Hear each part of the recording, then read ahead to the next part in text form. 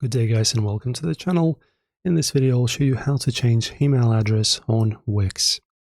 So guys, in order to do this, just navigate with your mouse to the upper right corner of the screen and click on the drop down next to your profile image, then go to the account settings. Alright, so in the very first tab, no need to choose anything else. In the very first tab, as you can see, we have our login info and account email. So this is just my dummy email.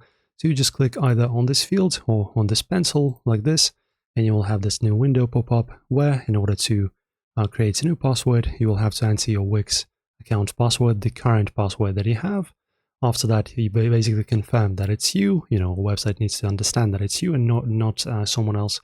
And after that, you just enter the new account email. Okay, then you click on next. Then you will get probably an email letter on your previous email to confirm that you're changing it, and then just press on accept and you will be done, guys. Very, very simple. So once again, drop down on the top right and next to your avatar, account settings. Once again, account settings in here, and under login info, you have your account email to change. Enjoy, guys. If you enjoyed this, don't forget to like the video, subscribe, and I'll see you in the next video.